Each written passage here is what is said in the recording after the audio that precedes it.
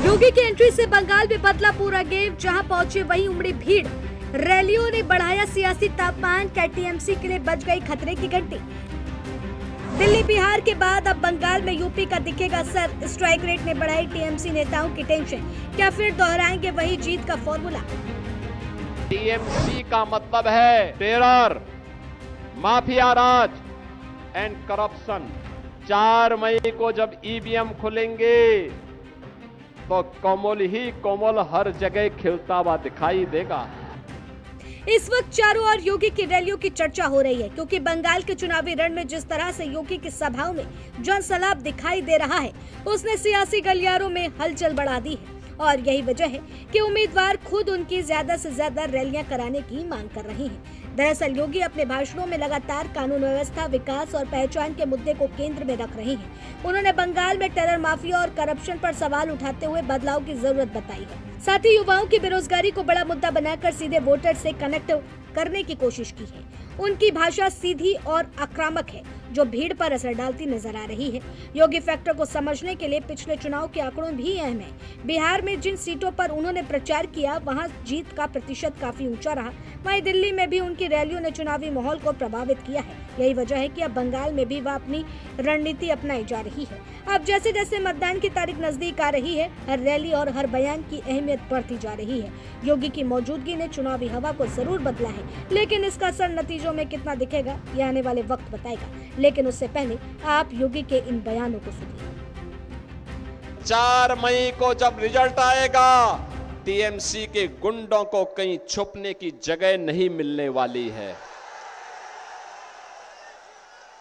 कहीं उनको छुपने की जगह नहीं मिलने वाली है। यह अराजकता आप स्वीकार नहीं करेगा बंगाल। बंगाल के माथे पर जो कलंक पहले एक लूटपाट का कांग्रेस ने लगाया था, कम्युनिस्टों ने लगाया था, टीएमसी लगातार लगा रही है, उससे मुक्त होने का समय आ गया है। बहनों और भाइयों, बंगाल की अपनी गौरवशाली गाथा है। कभी भारत की अर्थव्यवस्था में बंगाल का योगदान सर्वाधिक हुआ करता था, सर्वाधिक होता था। उद्योग धंधे थे, खेती किसानी थी, मत्स्य पालन अच्छा था, लोगों में खुशहाली थी, नौजवान रोजगार पाता था, किसान उन्नत था, बेटी और बहन सुरक्षित हुआ करती थी।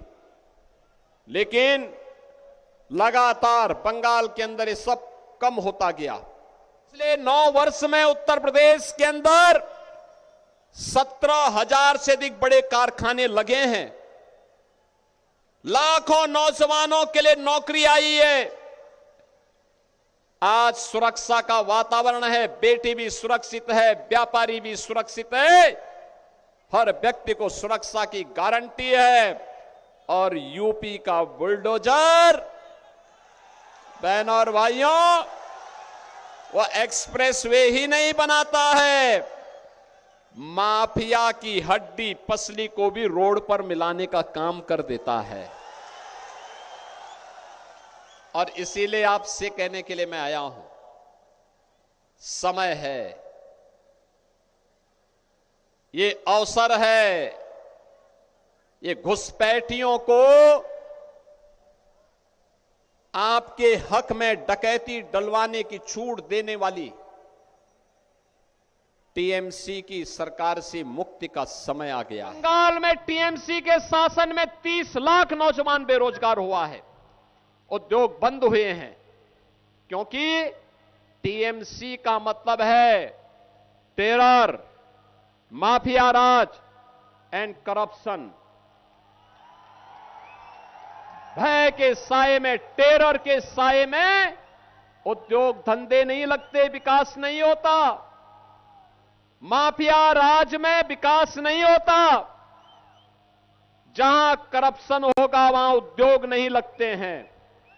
और इसीलिए टीएमसी मुक्त बंगाल इस भाव के साथ 23 अप्रैल को बंगाल के अंदर पहले चरण का मतदान हुआ है। बंगाल के अंदर रिकॉर्ड तोड़ मतदाताओं ने मतदान में भाग लिया।